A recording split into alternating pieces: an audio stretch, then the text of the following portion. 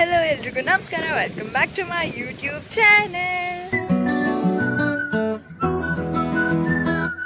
Hi guys, ಏನಪ್ಪ ಇವತ್ತಿನ ಬ್ಲಾಗಿನ ಸಮಾಚಾರ ಅಂದರೆ, ಇಷ್ಟು ಟ್ರಾಫಿಕಲ್ಲಿ ಎಲ್ಲಿ ಹೋಗ್ತಾ ಇದ್ದೀನಿ ಅಂತ ನೋಡಿದ್ರೆ ಸಂಡೇ ಗೈಸ್. ಸಂಡೇನೂ ಇಷ್ಟು ಟ್ರಾಫಿಕ್ ಇದೆ ಗೋಲ್ಗುಂಟೆಪಾಳ್ಯದಲ್ಲಿ. ನಾನು ಹೋಗ್ತಾ ಇರೋದು ಇವತ್ತು ನಮ್ಮ ಅಣ್ಣನ ಕಾಲೇಜ್ಗೆ ಗೈಸ್. ಇವತ್ತು ಅವನ ಗ್ರ್ಯಾಜುಯೇಷನ್ ಡೇ ಇರೋದ್ರಿಂದ ಸಖತ್ ಖುಷಿಯಾಗಿ ಹೊರಟ್ರಿ ಗೈಸ್ ನಾವು. ಆ್ಯಂಡ್ ಗೈಸ್, ಕಾಲೇಜ್ ಹತ್ರ ರೀಚ್ ಆದ್ವಿ, ಬಟ್ ಪಾರ್ಕಿಂಗ್ ಮಾತ್ರ 1 ಮೈಲಿ ದೂರ ಮಾಡಿ ಕಾಲೇಜ್ ಹತ್ರ ನಡ್ಕೊಂಡು ಬಂದ್ರಿ.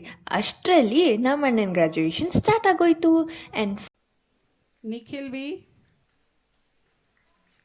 finally, he is graduated.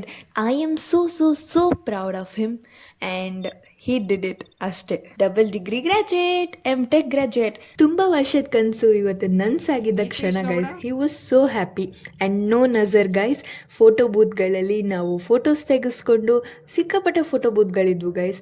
ಅದಾದಮೇಲೆ ಆಚೆ ಬಂದರೆ ಜನ ನೋಡಕ್ಕೆ 2 ಕನ್ಸಾಲ್ದು ಗೈಸ್, ಅಷ್ಟೊಂದು ಜನ ಇದ್ರು. ಇಲ್ಲಿ ಗರ್ಲ್ಸ್ ಅವರ ರೀಲ್ಸ್ ಮಾಡ್ತಾ ಇದ್ರು.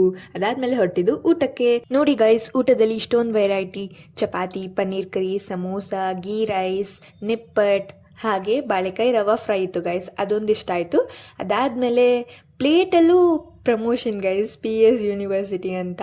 ಊಟ ಎಲ್ಲ ಮುಗಿಸ್ಕೊಂಡು ಹೊರಗೆ ಬಂದರೆ ಈ ವ್ಯೂ ನೋಡೋಕ್ಕೆ ಎಷ್ಟು ಚೆಂದ ಗೈಸ್. ಆ ಲೈಟಿಂಗ್ಸ್ಗೆ, ಆ ಈವ್ನಿಂಗ್ ಆಗಿರೋದಕ್ಕೆ ಸಕ್ಕತ್ತಾಗಿ ಕಾಣಿಸ್ತಿತ್ತು ಗೈಸ್.